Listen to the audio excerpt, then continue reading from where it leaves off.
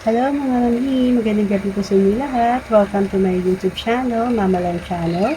So, sa lahat po na nakasubscribe na po sa aking channel, thank you po. And sa mga hindi pa po nakasubscribe, please do like and share and subscribe to my YouTube channel. And also, please follow me on my TikTok account. Nandiyan po yung link sa baba. So, if you're available po, please follow me and also visit my showcase. Kung meron po kayong mga needs to buy, please do visit my showcase. Marami pong available products doon. Thank you po and God bless for everyone. So, ito na nga mga needs. So, bakit po ba ako naging Barda creator, Barda editor, and a Barda fan? So, ito po yung nagsimula.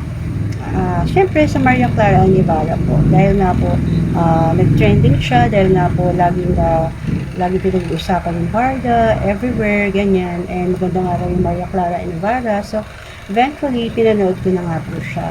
So, doon sa Maria Clara Ibarra, doon ko nakilala si si David Licauco as an actor. Kasi hindi pa naman siya kilala, new actor pa lang siya. Si Barbie lang kilala ko kasi nasabaybayan ko siya as a new star sa GMA.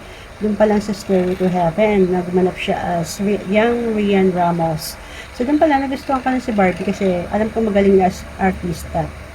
Talagang yung characters nila, yung young characters nila as Jodie, ano din yun kumbaga naging memorable din yun, sumikat yun. And doon nakilala si Barbie, doon nag-start yung career niya.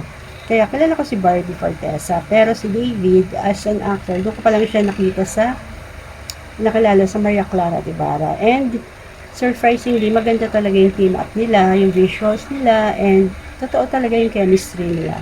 Kaya talagang siguro isa rin yung sa naging reason bakit pumatok at nag-trending yung Maria Clara Ibarra because of Barbie and David. At doon na nga isinilang yung Team Pilay because of their characters na Fidel and Clyde. Diba? And nagkaroon na nga ng Barda. At nagkaroon ng Barda fandom. At isa na nga din ako doon sa naging fan ng Barda because of that. And dahil doon, syempre, sinibaybayan ko na rin or inabangan ko na rin yung mga interviews nila together, yung mga shows nila together. So, doon, kaya nalaman ko na before that, nagkaroon pa sila ng first team up nila is a Heartful Cafe 2021. Although hindi sila yung main doon, parang guest role lang doon sa Barbie, pero sila yung mag-boyfriend doon ni David. Pero doon pa lang, kinikilig na ako sa kanila. May chemistry na sila kasi bagay talaga yung visuals nila Bagay talaga sila. Mas bagay pa nga sila kaysa kay Julian Sanse. Kasi si Julian yung kapartner ni David doon. Then, Man of a Legacy, diba? Hindi rin sila yung nagkatuluyan doon. Pero, mas maganda yung mga scenes nila. Mas kilig. Mas may chemistry kaysa doon sa main character. Doon, hindi rin sila naging endgame doon.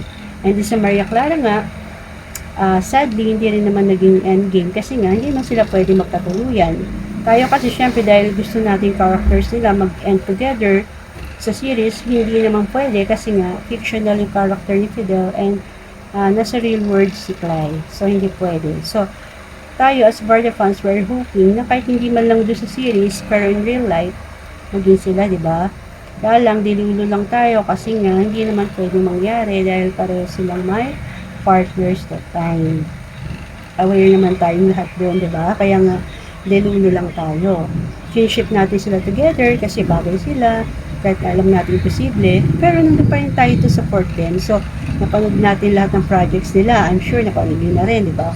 Maging sino ka man, tapos nagkaroon pa sila ng guesting sa Decay ng Lola Ko, tapos sa movie That Kind of Love, then Pulang Araw, and then dami nilang endorsements, TV shoots, interviews, and mall shows. So, siguro is isa rin yun sa naging reason kung bakit nagkaroon ng issues ng salusan within their partners. Dahil lagi sila magkasama, they need to be sweet together sa mga shows, sa mga palabas.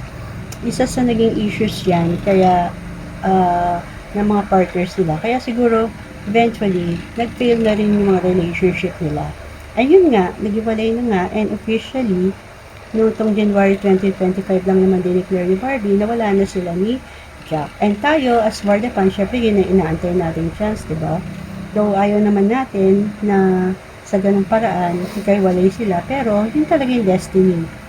So, ito na, hindi na tayo magiging delulu kasi meron na tayong mga ebidensya at proofs at ayuda na talagang nagpapakita na may something na sa Barda. Although hindi sila pwedeng magpakita after January kasi diba yung 3 months rule. Siyempre mahirap din naman yung bash nila pareho na kabibreak pa lang sa mga partners, may gawa na ulit. So, parang March lang yata nag-start yung mga ayuda nila na lumalabas sila publicly together as a love team. Pero, meron ng something sweetness, meron ng kakaiba. Yung clinginess, diba, sweetness, alaga. So, doon na nag-start, pati sa Shopee, diba, grabe yung ano nila doon. Grabe yung harutan nila dun sa Shopee. Meron ako dun dyan sa aking upload. Yung Shopee nila na yun, na grabe yung harutan nila dun. Tapos, ang dami ng mga ayuda like sa close-up event, sa guesting nila sa Showtime, sa movie premiere ni David, sa Mahal na Makasalanan, sa movie premiere ni Barbie na 77. So, and yung guesting ni David sa Beauty Empire, diba? Yung may mga ayuda din doon. Diba? So, ang dami ng proofs at ayuda na talagang may something, kulang na lang aminin nila publicly. And sa interview pa lang ni David Senior sa Canlas, proof na yon, diba? Na parang ina-admit niya na there's something between them. Yung sinabi niya na I care for her a lot. That's something na sa kanila. Kaya sa akin, as a Barda fan, naniniwala ko na sila na. Real na talaga. Kaya ano man yung mga bashing, negative publicities about Barbie and David, na ako naniniwala doon. Mas naniniwala ako sa ayuda, sa mga nakita ko. So ako, mas doon ako maniniwala. Panatag lang tayo. Pagaya ng sinabi ng team ni Barbie, panatag lang. Huwag tayong magpa-apekto sa mga negative issues o mga fake news peddlers na ang role lang isirain yung Barda fandom. Wag po kayo magpabulabog doon, wag po kayo magpa-apekto doon. Instead, focus lang tayo sa Barda. Ano nila, yung mga ayudang nilabas nila is yun lang yung ating panghawakan. Kung hindi sila umaamin publicly, just stay strong.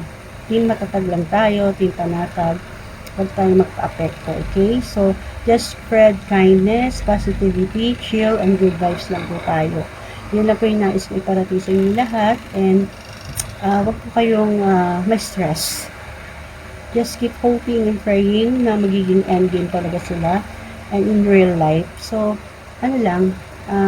maging patient lang po tayo and support natin yung mga projects nila individually kahit hindi po sila magkasama. And eventually, syempre, ilalab din pa rin sila ng network. Yun po yung antayin natin this year. So, panatag lang po tayo lahat. So, relax lang po, matulog po kayo ng mahimbing. And I'll see you again next week. Salamat po sa panonood. Please do share and subscribe to my channel. Ito may TikTok account. Good night po everyone. God bless po.